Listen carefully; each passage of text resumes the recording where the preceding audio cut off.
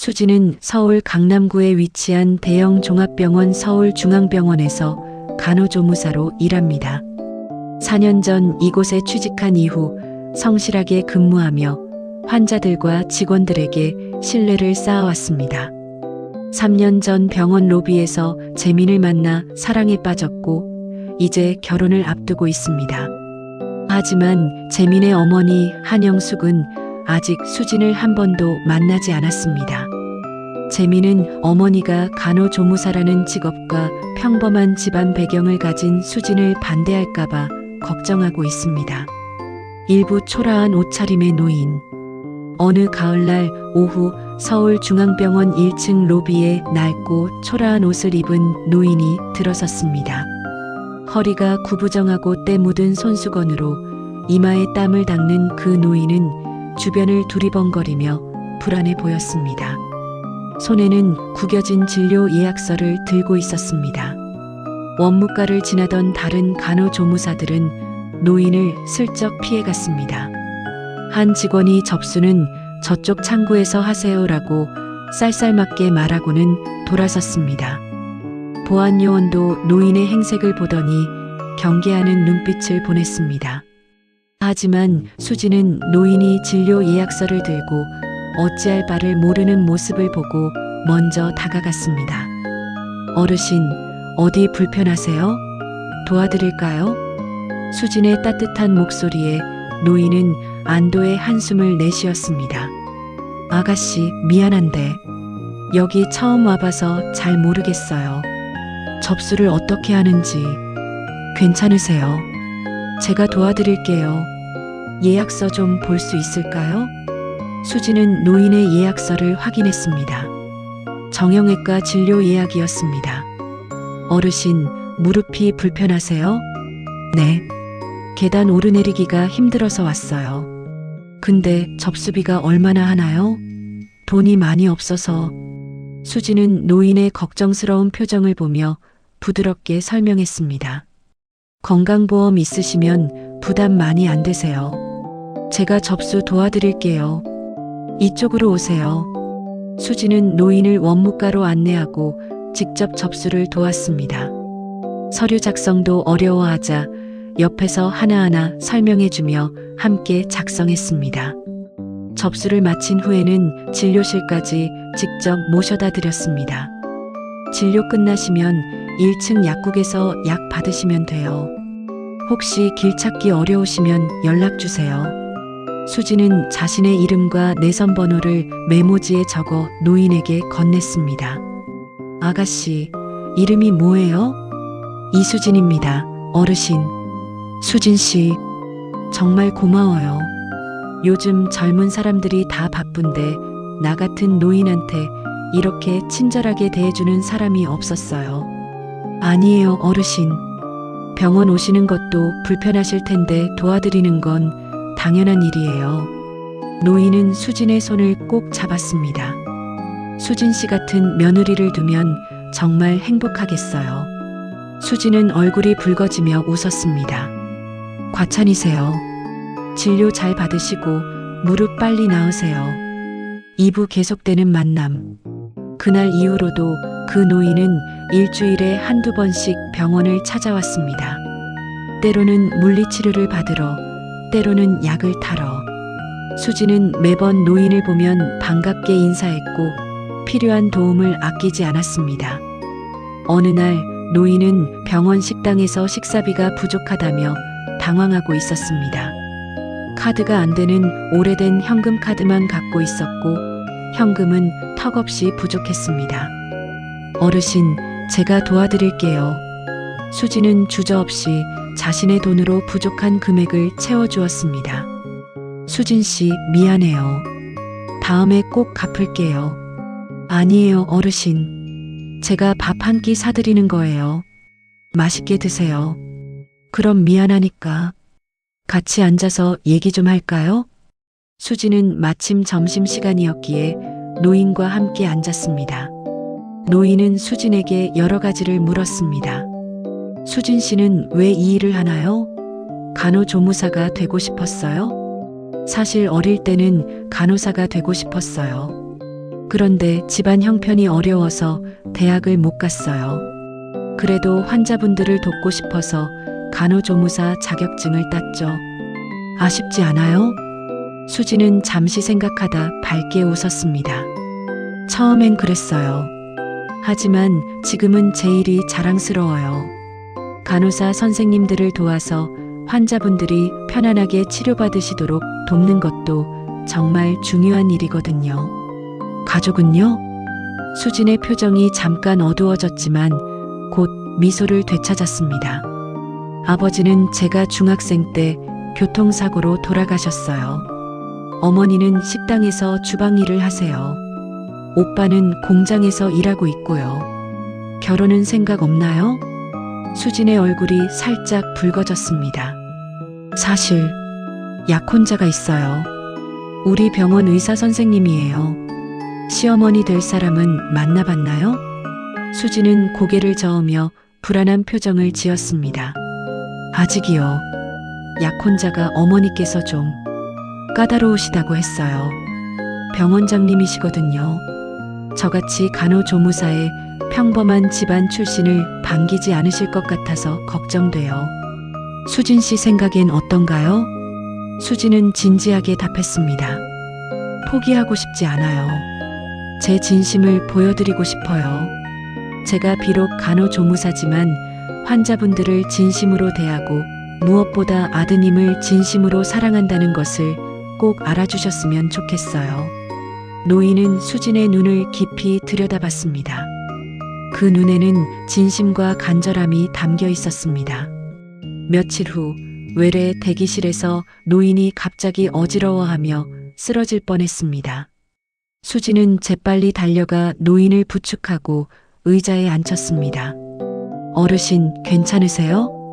수진은 즉시 혈압계를 가져와 노인의 혈압을 재고 의사에게 보고했습니다. 의사의 진료가 끝날 때까지 노인 곁을 지켰습니다. 저혈압이네요. 아침 드셨어요? 아, 오늘 아침을 못 먹었어요. 수진은 자신의 사물함에서 비상식량으로 두었던 초콜릿과 주스를 가져왔습니다. 이거라도 드세요. 혈당이 낮아지면 어지러우실 수 있어요. 노인은 수진의 손을 꼭 잡았습니다. 그 손에서 따뜻함이 느껴졌습니다. 산부 위기의 순간, 2주 후 병원에 큰 사건이 발생했습니다. 중요한 수술에 필요한 고가의 의료 장비가 분실된 것입니다. 특수 내시경 장비로 가격이 수천만 원에 달하는 물건이었습니다. 간호부장은 비상회의를 소집했고 최근 그 장비가 있던 구역을 출입한 모든 직원을 조사하기 시작했습니다. 의심의 눈초리는 비정규직 직원들에게 향했습니다. 그날 저녁 수진은 우연히 그 노인을 병원 뒤편 정원에서 만났습니다. 노인은 낡은 가방을 들고 뭔가 고민하는 표정이었습니다. 어르신, 이 시간에 여기서 뭐 하세요? 노인은 수진을 보더니 당황한 표정을 지었습니다. 수진 씨, 사실 며칠 전에 복도에서 가방 하나를 주웠어요. 안에 뭔가 중요해 보이는 기계가 들어있더라고요. 돌려주려고 했는데 누구 것인지 몰라서. 수진의 가슴이 철렁 내려앉았습니다. 어르신, 그 가방 지금 갖고 계세요? 노인은 조심스럽게 가방을 열었습니다. 안에는 분실된 내시경 장비가 그대로 있었습니다. 어르신, 이거 병원에서 찾고 있던 거예요. 수진은 장비를 들고 서둘러 간호부장에게 보고했습니다. 하지만 다음 날 새로운 문제가 발생했습니다. 장비 케이스 안에 있어야 할 부속품 일부가 없어진 것입니다. 의심은 당연히 장비를 갖고 있던 노인에게로 향했습니다. 그 노인이 부속품을 빼돌렸을 가능성이 높습니다. 병원 행정팀장이 단정적으로 말했습니다. 수진은 격하게 반박했습니다. 아니에요. 어르신은 그런 분이 아니에요. 오히려 장비를 찾아주시려고 보관하고 계셨던 거예요. 이수진 씨, 당신의 순진한 판단 때문에 병원이 손해를 볼 수 있어요. 행정팀장의 차가운 말에 수진은 억울함에 눈물이 핑 돌았습니다. 하지만 포기하지 않았습니다. 수진은 그날 밤 늦게까지 병원에 남아 CCTV를 다시 확인했습니다. 그리고 마침내 결정적인 장면을 발견했습니다. 장비를 처음 사용했던 의료진이 수술 후 급하게 장비를 정리하다가 부속품을 별도의 멸균실에 놓고 간 것이었습니다. 수진은 즉시 멸균실로 달려갔고 선반 뒤편에서 부속품들을 찾아냈습니다. 다음 날 아침 수진은 회의실에 부속품을 가져갔습니다. 여기 있습니다. 어르신은 아무 잘못도 없으세요. 진실이 밝혀지자 간호부장이 수진에게 말했습니다. 수진 씨, 고마워요. 당신이 끝까지 포기하지 않아서 진실을 밝혔네요. 하지만 수진에게 더 중요한 것은 병원의 사과가 아니었습니다. 그날 오후 수진은 노인을 찾아가 고개를 숙였습니다. 어르신, 정말 죄송해요. 어르신이 의심받으시게 해서. 아니야, 수진 씨. 오히려 나를 믿어준 당신에게 고마워. 세상에 나 같은 노인을 그렇게까지 믿어주는 사람이 있다는 게 신기하네요. 노인의 눈에는 깊은 감동이 어려 있었습니다.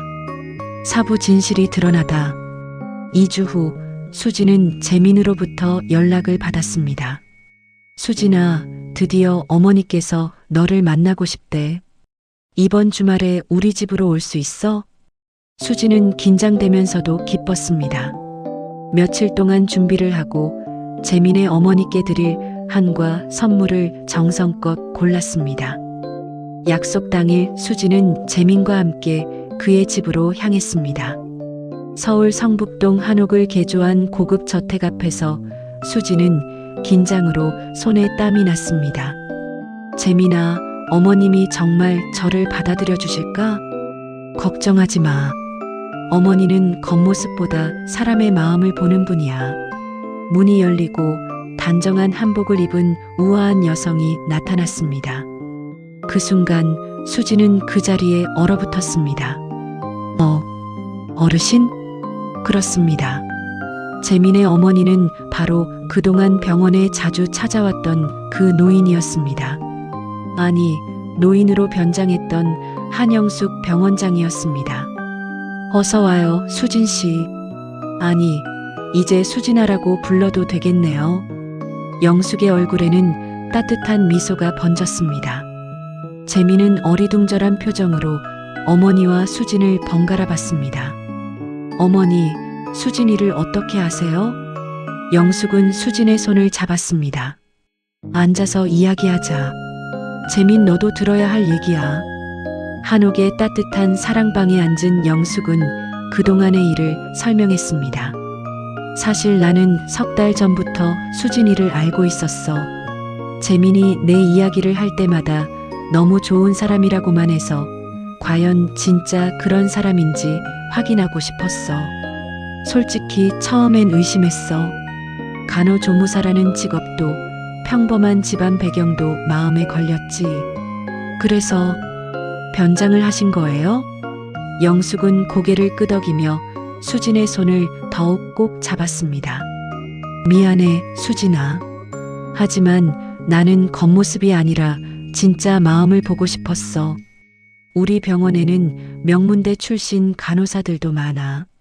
그들은 내가 병원장이라는 걸 알고 나에게 친절하게 대해. 하지만 아무것도 없어 보이는 초라한 노인에게도 진심으로 대하는지 그게 내가 알고 싶었던 거야. 재민이 놀란 표정으로 물었습니다. 어머니, 도대체 무슨 일이 있었던 거예요? 영숙은 그동안 있었던 일들을 하나하나 설명했습니다. 처음 병원에서 만났을 때의 일, 식당에서 밥을 사준 일, 어지러워했을 때 돌봐준 일, 그리고 무엇보다 의료 장비 사건에서 자신을 끝까지 믿어준 일까지. 수진아, 특히 그 장비 사건 때 너는 내 직장에서의 평판이 나빠질 수도 있는데도 나를 믿고 변호해줬어. 그게 정말 감동이었어. 영숙의 눈에 눈물이 맺혔습니다.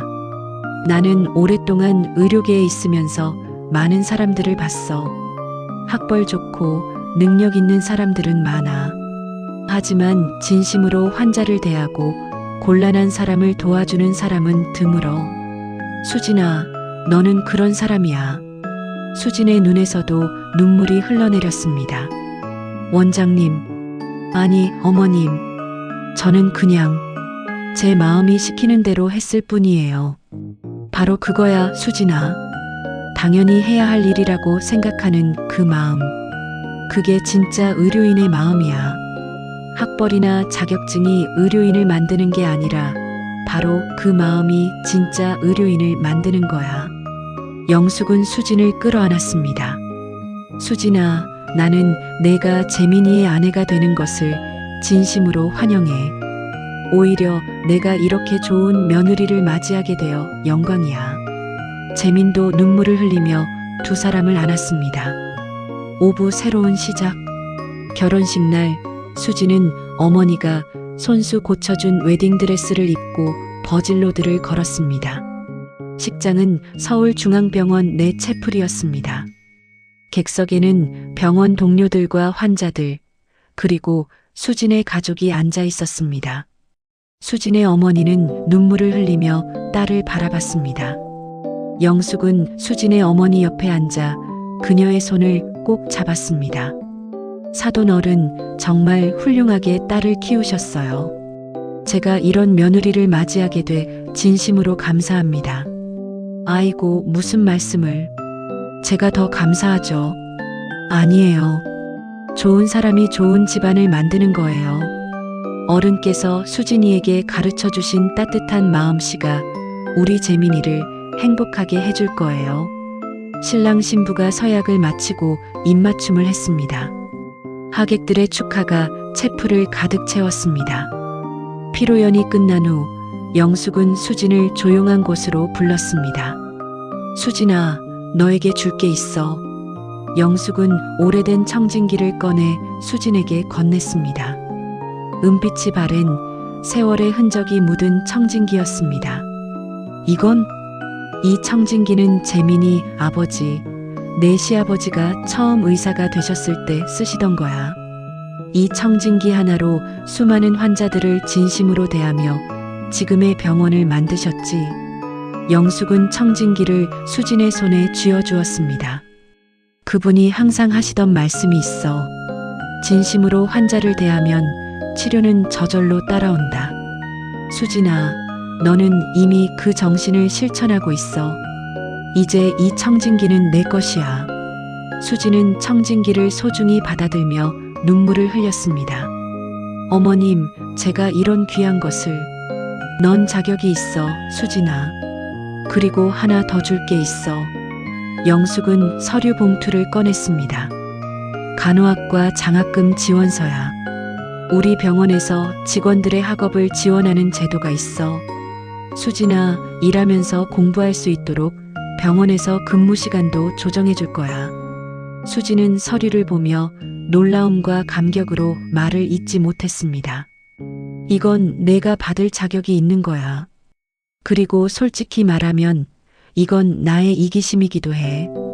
우리 병원에 수진이 같은 간호사가 더 필요하거든. 영숙은 수진을 껴안았습니다. 에필로그. 2년 후 수진은 야간 대학에서 간호학을 공부하며 낮에는 병원에서 일하고 있었습니다. 힘들었지만 행복했습니다. 어느 봄날 오후 수진은 병원 로비에서 익숙한 광경을 목격했습니다. 초라한 옷을 입은 젊은 여성이 당황한 표정으로 주변을 두리번거리고 있었습니다. 수진은 주저없이 다가갔습니다. 안녕하세요. 무엇을 도와드릴까요? 젊은 여성은 안도의 한숨을 쉬었습니다. 여기서 간호조무사 면접을 보기로 했는데 처음 와봐서 어디로 가야 할지 모르겠어요. 수진은 따뜻하게 미소 지었습니다. 2년 전 자신의 모습이 떠올랐습니다. 괜찮아요. 제가 안내해 드릴게요. 긴장하지 마세요. 있는 그대로의 모습을 보여드리면 돼요. 진심은 반드시 통하니까요.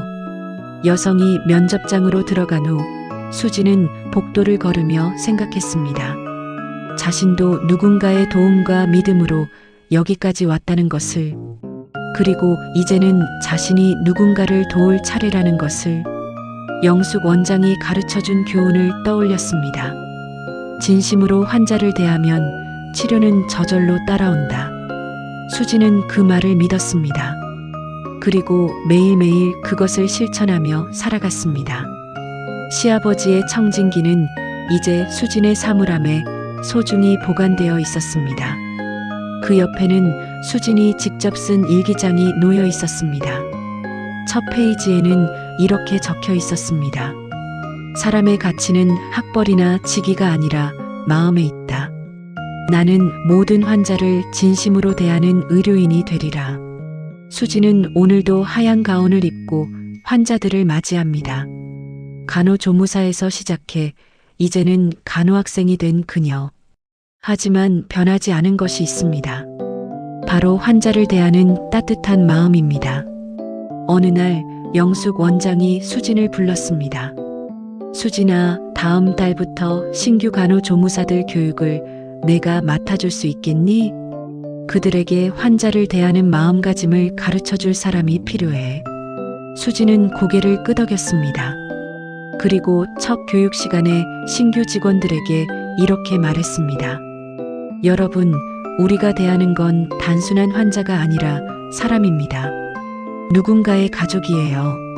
그들에게 우리의 작은 친절 하나가 큰 위로가 될 수 있어요.